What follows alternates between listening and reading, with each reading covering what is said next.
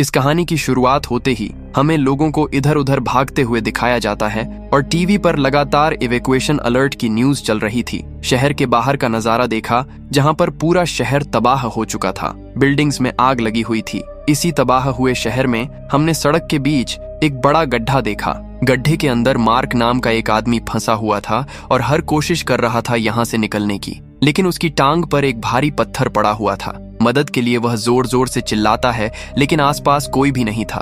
अब कोई भी मदद न आने पर मार्गी की नजर पास ही में पड़े एक मेटल रोड पर पड़ती है। वो उस रोड से अपना फोन उठाता है और जल्दी से किसी को कॉल करने की कोशिश करता है, लेकिन उसकी हर कॉल वॉइस मेल पर जा रही थी। उसकी कोई मदद नहीं हो पा रही थी और तभी अचानक से जमीन फिर से हिलने लगी। मार्क जल्दी से कसकर उस पत्थर को पकड़ लेता है और फिर से जोर से मदद के लिए चिल्लाने लगा। अब उसके पास यहाँ कोई भी उम्मीद नहीं बची थी, लेकिन अपने बच्चों का चेहरा याद करके उसने सोचा कि मैं हार नहीं मानूंगा। उसने हिम्मत जुटाई और अपने फोन की फ्लैशलाइट ऑन की ताकि आसपास के रास्ते को देख सके। उसने अपने पीछे एक अंधेरी टनल देखी, लेकिन तभी अचानक से उस टनल में से एक भयानक गुर्राने की आवाज आई। मार्क बुरी तरह से डर जाता है। जल्दी से अपने फ्लैशलाइट को बंद कर दिया और कुछ देर वहीं पर बैठा रहा। वो काफी डर चुका था, लेकिन फिर भी वह सोचता है कि मुझे किसी तरह से अपनी वाइफ को खबर देनी होगी। वो अपना वॉइस मैसेज रिकॉर्ड करता है और अपनी सारी हालात बताते हुए कहता है कि बच्चों का अच्छे से ध्यान रखना। तभी मार्क को ऊपर आसमान में हेलीकॉप्टर की आवाज सुनाई दी, जिससे मार्क के दिल में एक उम्मीद जगी, लेकिन तभी वह हेलीकॉप्टर वहीं गिरकर क्रैश हो गया। उस धमाके से वह जमीन हिल गई और वो गड्ढा तेजी से ढहने लगा। मार्क जल्दी से वह रोड उठाता है और अपनी पूरी ताकत लगाकर अपनी टांग को बाहर निकाल लिया। वो दर्द में किसी तरह से घिसटता हुआ उस सुरंग में जाकर छिप जाता है। अब यहाँ पर मार्क बुरी तरह से जख्मी हो चुका था। जिंदा रहने की उसके अंदर और ज्यादा हिम्मत नहीं, लेकिन जब अपने फोन में अपने बच्चों का फोटो देखता है तो उसमें फिर से एक उम्मीद जाग उठी। इसलिए वह अपना लाइटर निकालकर उसी मेटल बार के सहारे धीरे धीरे आगे बढ़ने लगा। आगे जाने पर उसे एक बैकपैक मिलता है और जब उसे खोलता है तो उसके अंदर उसे एक नाइट विजन कैमरा मिला। उस कैमरे से जब वो अंधेरे में चेक करता है तो किसी इंसान की परछाई दिखाई दी। अब मार्क सावधानी से आगे बढ़ता है और वहां देखता है कि वहां पर एक जख्मी और बेहोश औरत पड़ी है। मार्क उसके पास गया तो वह अचानक से औरत जाग जाती है, लेकिन मार्क उसे शांत करते हुए पास में पड़ा बैग उसे दिखाता है। उससे पूछता है, क्या ये तुम्हारा बैग है? उस औरत ने जल्दी से वो बैग पकड़ा और उसमें पानी ढूंढने लगी, लेकिन मार्क पहले ही वह पानी पी चुका था। तभी मार्क की नजर उस औरत के पैर पर पड़े गहरे जख्म पर पड़ी। मार्क उसकी मदद करने के लिए कहता है, लेकिन यहाँ पर फिर से जोरदार झटके आने लगे। अब संभलने के बाद जब मार्क ने देखा तो वह औरत यहाँ पर नहीं, इसलिए वो उसे पुकारने लगा, लेकिन उसने आगे जाकर देखा कि वो वहीं है। उस औरत के चेहरे पर एक अजीब सा डर था। वो मार्क को शांत करते हुए कहती है कि चुप रहो, वरना वो चीज हमें ढूंढ लेगी। मार्क हैरान हो जाता है कि कौन सी चीज, लेकिन वो उसे बस चुप रहने को बोलती है। खैर, थोड़ी देर बाद मार्क ने उसकी मरहम पट्टी की। थोड़ी देर बाद मार्क को गुस्सा हो गया और चीख कर बोलता है कि यह सब भूकंप की वजह से हो रहा है। वो औरत हंसती है और उससे कहती है कि क्या भूकंप? तुम्हें सच में ऐसा लगता है यह भूकंप है? जिस पर मार्क कहता है कि हाँ, पिछले कई हफ्तों से ऐसा हो रहा है। बोलत कहती है, क्या तुमने उस चीज को नहीं देखा? लेकिन इससे पहले वो आगे कुछ और कह पाती, जमीन फिर से हिलने लगती है। बोलत कहती है, कोई नहीं आएगा बचाने हमें, सब मर चुके हैं। मार्क उससे कहता है कि देखो, हमें खुद को बचाने के लिए यहाँ से जाना होगा।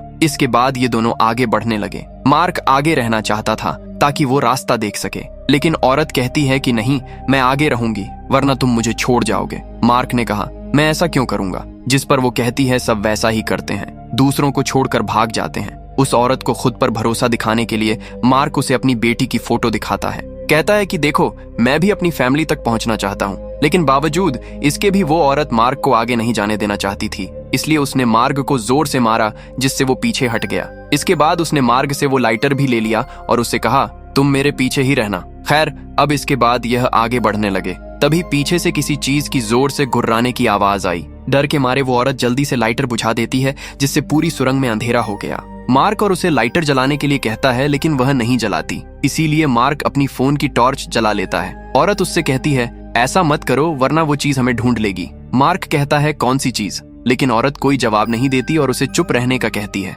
अब मार्क उस औरत से वो नाइट विजन कैमरा लेकर उस तरफ देखने लगा, लेकिन उसे वहां पर कोई भी चीज दिखाई नहीं दी। मार्क ने कहा, सब ठीक है, लेकिन जैसे ही मार्क ने पीछे मुड़कर देखा, वो औरत यहाँ से गायब थी। तभी पीछे से वही गुर्राने जैसी आवाज आई। मार्क ने पीछे मुड़कर देखा, लेकिन वहां पर फिर से कोई नहीं था। अब मार्क फिर से हिम्मत जुटाकर आगे बढ़ने लगता है। थोड़ी दूर आगे जाने पर फिर से उसे वो औरत घबराई हुई दिखाई दी। उसने डरते हुए मार्क से पूछा, क्या तुमने वहां पर कुछ देखा? मार्क ने कहा, नहीं, मैंने कुछ नहीं देखा। लेकिन औरत कहती है, हमें यहाँ से जल्द निकलना होगा। लेकिन तभी इन्हें फिर से वहीं गुर्राने की आवाज आती है, इसलिए दोनों यहाँ से जल्दी से भागने लगे और भागते हुए फिसल कर जमीन पर गिर पड़े। औरत ने जल्दी से लाइटर जलाया, लेकिन अंधेरे में कुछ दिखाई नहीं दिया। मार्क ने फिर से लाइट विजन कैमरा मांगा और इस बारिश से वो मॉन्स्टर साफ दिखाई दे जाता है। वो मॉन्स्टर धीरे धीरे इनकी तरफ बढ़ रहा था, इसीलिए यह सुरंगा के किनारे पर छिप जाते हैं। अब उस औरत को एंजाइटी होने लगती है,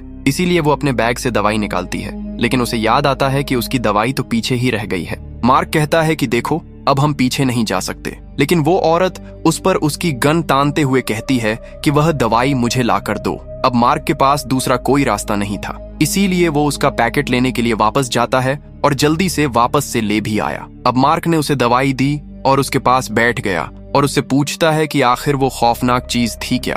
औरत ने ज्यादा कुछ नहीं बताया, कहा कि हम काफी समय से यहाँ फंसे हुए हैं। मार्क ने उससे पूछा, आखिर तुम यहाँ पर फंसी कैसे? तो वो कहती है कि हम राक्षसों से बचने के चक्कर में यहाँ जमीन में इस गड्ढे में गिर गए थे। मार्क कहता है कि हाँ, मेरे साथ भी बिल्कुल ऐसा ही हुआ था। इसके बाद ये दोनों सावधानी के साथ सुरंग में आगे बढ़ने लगे। काफी देर बाद उन्हें एक पतला रास्ता दिखाई दिया जो कि शायद बाहर की तरफ जाता था, लेकिन जैसे ही इन्होंने आगे कदम बढ़ाए, इनका लाइटर बुझ गया। मार्क से उसका फोन मांगा, लेकिन मार्क कहता है कि फोन में बैटरी बहुत कम है और यह हमारा आखिरी सहारा है। इसके बाद उस औरत को एक सुरंग में तेज रोशनी दिखाई दी। उसे लगता है कि शायद हम बाहर निकलने के बहुत करीब हैं। दोनों खुश होकर उस तरफ बढ़ने लगे, लेकिन वहां जाकर देखा कि यह रोशनी किसी की गिरी हुई फ्लैश लाइट से आ रही है।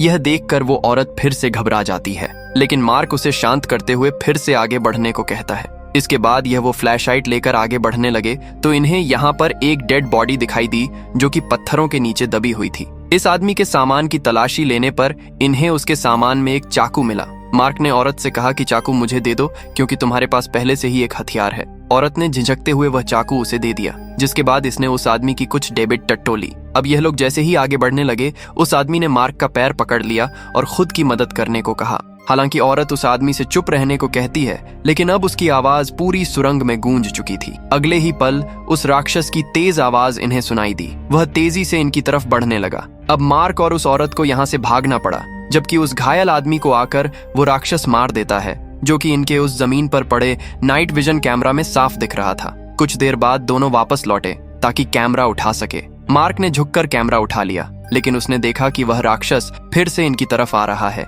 इसीलिए इन्होंने फिर से आगे बढ़ने का फैसला किया। आगे बढ़ने पर औरत जोर से खांसने लगी। मार्क ने उसे रुककर आराम करने को कहा, लेकिन औरत ने इनकार कर दिया। अब ये लोग आगे बढ़ ही रहे थे कि तभी इन्हें एक अचानक से आवाज सुनाई दी। जब इन दोनों ने देखा कि वहां पर एक छोटा सा चूहा है, लेकिन इससे पहले ही कुछ समझ पाते, असली मॉन्स्टर ने यहाँ पर आकर उस चूहे को मार दिया। इसलिए ये लोग जल्दी से आगे बढ़ने लगे। अब उस राक्षस ने मार्क को पकड़ लिया। मार्क डर और दर्द में तड़पते हुए चिल्लाने लगा। मार्क ने औरत से कहा कि इस राक्षस को गोली मारो, लेकिन डर के मारे औरत शॉक में थी। वह कुछ नहीं कर पाई और आगे बढ़ गई। थोड़ी देर बाद जब वो सुरंग में थी तो उसे लगा कोई उसके पीछे आ रहा है। उसने पीछे मुड़कर देखा तो उसकी आंखें फटी रह गईं। मार्क अभी भी जिंदा था। वो हैरान और खुश दोनों थी। यकीन नहीं हो रहा था कि मार्क उस राक्षस से कैसे बच गया। मार्क ने कहा कि मैंने चाकू का इस्तेमाल करके उसे राक्षस को मार दिया। औरत शर्मिंदा होते हुए उससे माफी मांगती है कि माफ करना, मैंने तुम्हारी मदद नहीं की। मार्क ने उसे माफ कर दिया। खैर, अब ये दोनों एक जगह पर रुककर गंदा पानी पीते हैं और हंसती हुई औरत मार्क से कहती है कि कमाल है, तुमने एक चाकू से राक्षस को मार दिया। वो कहती है कि तुम वाकई में एक बहादुर इंसान हो। अब मार्क को औरत की यह बातें काफी पसंद आने लगी थीं, लेकिन औरत ने जल्दी से बात बदल दी। वो कहती है कि हमें आगे बढ़ना चाहिए। अब थोड़ी दूर आगे बढ़ने पर इन्होंने देखा कि सुरंग का रास्ता बंद था। औरत डर के मारे कांप गई। उसने कांपते हुए कहा कि अब हम लोग क्या करेंगे। मार्क ने हालात को देखते हुए कहा कि हमें वापस लौटना पड़ेगा। ये देखकर औरत को बहुत गुस्सा आ गया। औरत ने कहा कि मैं वापस तो कभी नहीं जाऊंगी, और घबराहट में उसने सामने पड़े पत्थरों पर लात मारना शुरू कर दिया। मार्के के पास भी दूसरा कोई रास्ता नहीं था, इसीलिए वह भी औरत की मदद करने लगा और काफी मेहनत के बाद इन्होंने एक छिपा हुआ रास्ता खोज लिया और रास्ता नीचे की तरफ जा रहा था, जैसे किसी ड्रेनेज टनल में जाता हो। नीचे उतरते हुए इन्होंने यहाँ देखा कि यहाँ पर एक मरा हुआ आदमी पड़ा है। ऊपर नजर डालते हुए मार्क ने देखा कि वहाँ एक लोहे की जाली है। दोनों ने उस जाली को हटाने की कोशिश की, लेकिन थकान और जख्मों की वजह से ये उसे पकड़ नहीं सके। तभी ऊपर से गोलियों की आवाज और लोगों की चीखें सुनाई दी। दोनों ने एक दूसरे की तरफ देखा और फिर पूरी ताकत से मदद के लिए चिल्लाने लगे। अब कुछ देर बाद ऊपर से इन्हें एक सोल्जर देखता है और इनसे कहता है कि मैं तुम्हारी मदद करने के लिए ये आया हूँ, और अपने साथी से रस्सी लाने के लिए कहा। मार्क और उस औरत की आंखों में एक उम्मीद जाग उठी, लेकिन तभी ऊपर एक तेज धमाका हुआ और राक्षस ने हमला कर दिया। सोल्जर ने तुरंत गोलियां चलाई, लेकिन वह चीखता हुआ नीचे गिर पड़ा और उसका पूरा खून ऊपर से टपक कर मार उस औरत के ऊपर गिर गया। फिर उस राक्षस ने इन दोनों पर भी हमला करने की कोशिश की, लेकिन बीच में लोहे की जाली थी, इसलिए वो इन तक पहुंच नहीं पाया। लेकिन जब यह लोग देखते हैं कि वो मस्टर उस जाली को भी तोड़ने वाला है, तो मार्क ने नीचे बनी एक नाली का रास्ता तोड़ दिया और दोनों नीचे उतर गए। नीचे का पूरा हिस्सा पानी से भरा हुआ था। ये देखकर मार्क ने हिम्मत जुटाई और पानी में उतरकर रास्ता ढूंढने लगा। कई बार वो दीवारों से टकराता है, लेकिन आखिर में उसे एक पतला रास्ता मिल ही गया। वो बाहर की तरफ जाता था। वो वापस लौटा और पहले उस औरत को बाहर की तरफ भेजा। उस औरत ने बिना वक्त गवाए पानी में गोता लगाया और आगे बढ़ गई। मार्क वहीं रुका, क्योंकि एक बार में केवल एक ही आदमी वहां से बाहर जा सकता था। और तभी राक्षसों की गुर्राहट फिर से पास आने लगी। तभी दूर से एक रोशनी दिखाई दी। वो औरत थी जिसने रास्ता क्लियर होने का उसे एक इशारा दिया। मार्क ने भी तुरंत गोता लगाया, लेकिन बीच रास्ते में दीवार से टकराकर वह अपना रास्ता भूल गया। अब मार्क डूबने ही वाला था। उसे घुटन होने लगी, लेकिन इससे पहले ही वो रथ वापस आकर मार्क को ऊपर खींच लाई और इस तरह से दोनों पानी से बाहर निकल आए। कुछ देर आराम करने के बाद वो धीरे धीरे रेंगते हुए घुटनों के बल आगे बढ़ने लगे, जहां उन्हें आगे सुरंग में एक रोशनी दिखाई दी। दोनों रेंगते हुए जैसे ही उस जगह के पास पहुंचे कि अचानक से जमीनें तेजी से हिलने लगीं और सामने गड्ढे में से एक बड़ा सा जानवर बाहर निकल आया। वो औरत डर के रुक गई, लेकिन मार्क ने उसे आगे बढ़ते रहने को कहा। अब तक इन्हें समझ आ चुका था कि उस जीभ को अंधेरे में ज्यादा कुछ दिखाई नहीं देता। अब मार्क ने इस बात का फायदा उठाते हुए उस औरत को धीरे धीरे आगे धकेला और वह खुद उसके पीछे बढ़ने लगा। लेकिन अब वो औरत एक जगह पर रुक गई थी। मार्क ने देखा कि उस औरत की जान चली गई है, उसकी एंजाइटी और जख्मों की वजह से। अब औरत का शरीर बाहर निकलने के रास्ते में फंस गया था और ऊपर से सुरंग तेजी से ढह रही थी। मार्क ने घबराकर चारों ओर देखा। उसने नीचे झांका तो वहां पर सैकड़ों जीभ उस गड्ढे में रेंग रहे थे।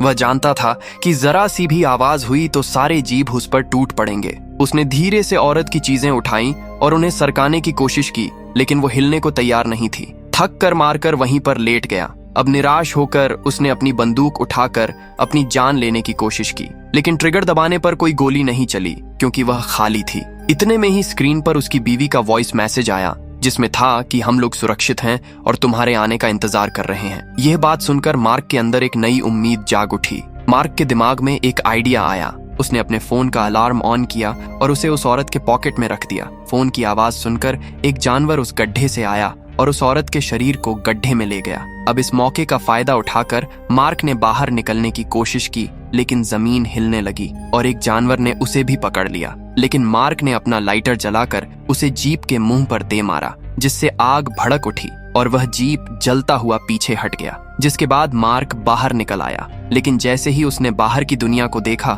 वो पूरी तरह से ठिठक गया। बाहर सब कुछ उजड़ चुका था। दूर तक सिर्फ सन्नाटा और धुएं से भरा माहौल था। चारों तरफ बड़े बड़े राक्षस घूम रहे थे और अब यहाँ से मार्ग अपनी बीवी और बच्चों के पास उस सेफ जगह पर जाएगा, जिसकी कहानी देखेंगे हम इस फिल्म के अगले पार्ट में। तब तक वीडियो को लाइक और चैनल को सब्सक्राइब कर दें।